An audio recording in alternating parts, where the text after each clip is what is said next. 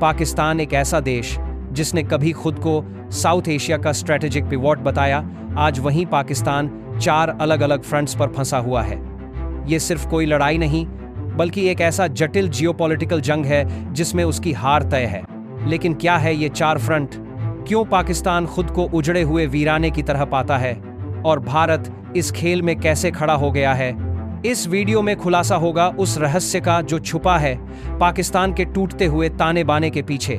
सबसे पहले बात करते हैं उस प्रांत की जो पाकिस्तान का सबसे बड़ा लेकिन सबसे अनदेखा हिस्सा है, बलोचिस्तान। यहाँ के लोग अपनी भेदभावित हालत से तंग आ चुके हैं। न शिक्षा, न स्वास्थ्य, न राजनीतिक प्रतिनिधित्व। बलोच की ये आग एक बड़ी बगावत बन चुकी है। बलोच लिबरेशन आर्मी की सुसाइड बमिंग्स और ट्रेन हाईजैकिंग की घटनाएं एक लंबी सीरीज की शुरुआत हैं जो पाकिस्तान की नींव हिला रही हैं। आपको जानकर हैरानी होगी कि पिछले कुछ सालों में यहाँ हजारों की तादाद में लोग मारे गए, लेकिन इस आग में चीन का भी हाथ है, क्योंकि पाकिस्तान ने पासनी पोर्ट यूएसए को देने की बात की। ये कदम चीन के लिए उस धोखे से कम नहीं जो आजकल उसे दिख रही है।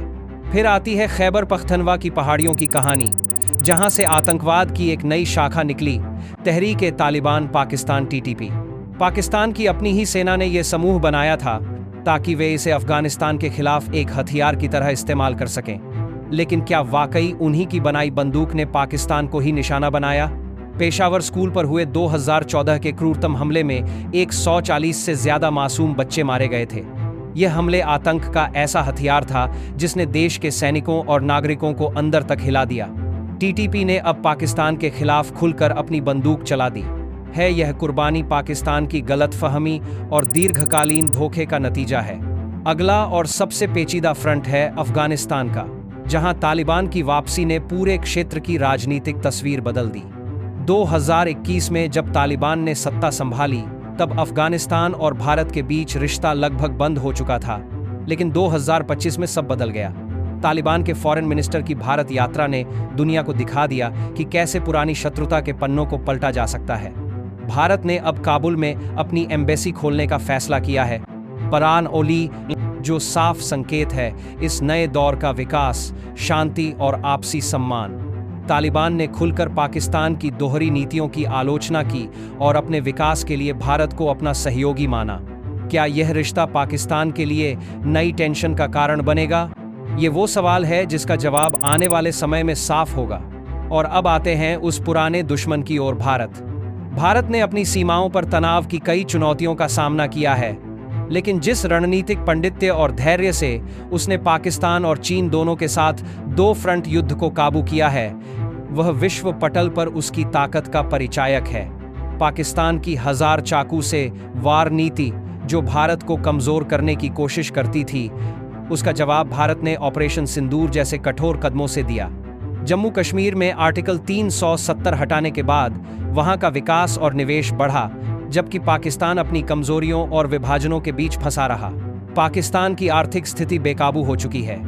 उनका विदेशी मुद्रा भंडार खत्म हो रहा है, GDP ठप है और बसनी पोर्ट जैसे अहम संसाधनों को यूएसए को लीज पर देने की योजना बना रहा है।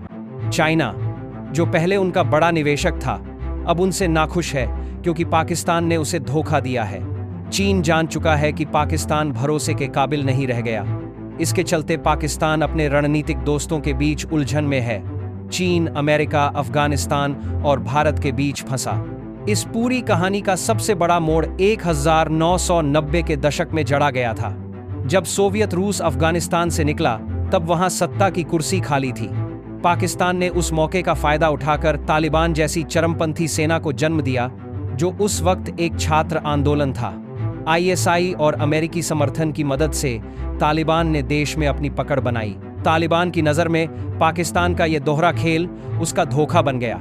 तालिबान ने अपने हथियार इसी पाकिस्तान की ओर मोड़ दिए, खासकर खैबर पख्तनवा की पहाड़ियों में। TTP का जन्म हुआ और अब वो देश में आतंक फैलाने लगा। हर साल हजारों सैनिक और आम लोग इस जंग की भेंट चढ़ते हैं। 2014 के पेशावर स्कूल अटैक जैसी घटनाएं पाकिस्तान की इस विडंबना की गवाही देती हैं। 2014 के पेशावर कर रहा है, कुछ उसने बनाया वही उसे ही नष्ट कर रहा है।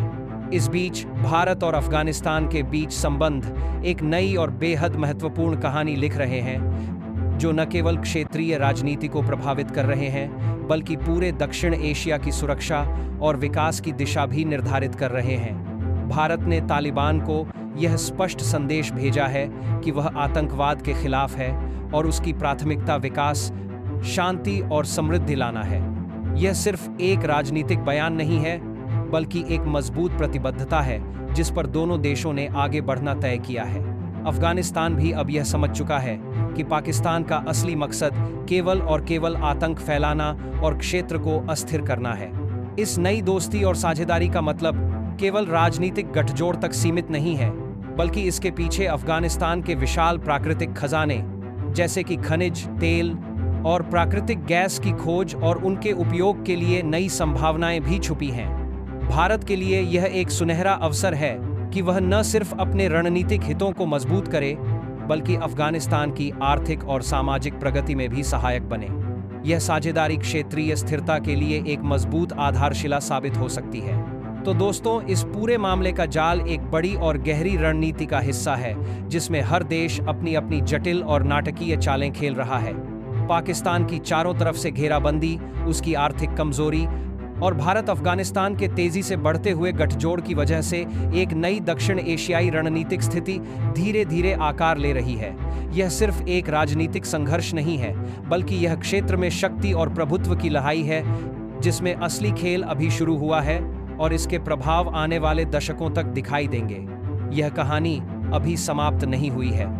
इसके आगे घटनाक्रम और भी जटिल और महत्वपूर्ण होंगे जिनसे न केवल क्षेत्रीय बल्कि वैश्विक राजनीति भी प्रभावित होगी। इसलिए इस पर नजर बनाए रखना और समझना जरूरी है ताकि हम समय के साथ बदलावों को समझ सकें और उनकी गहराई को जान सकें।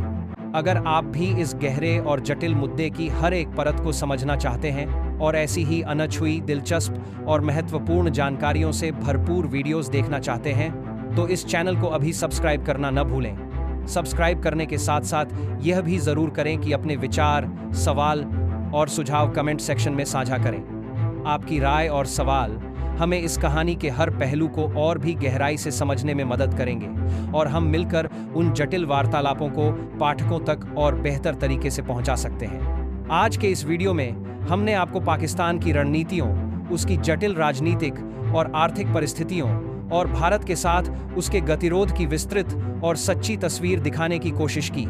आने वाले समय में ऐसे और भी खुलासे, रणनीतिक विश्लेषण और मास्टर क्लास वीडियो लेकर फिर से आएंगे जो आपको सार्थक और ज्ञानवर्धक जानकारी देंगे। तब तक अपनी पढ़ाई और तैयारी को निरंतर जारी रखें, अपने सपनों और लक्ष्यों पर पूरी ईमानदारी से टिके रहें और हमेशा याद रखें, स्टडी IQ आपका सिलेक्शन, हमारा मिशन। इस चैनल के साथ चलिए अपनी मंजिल की ओर।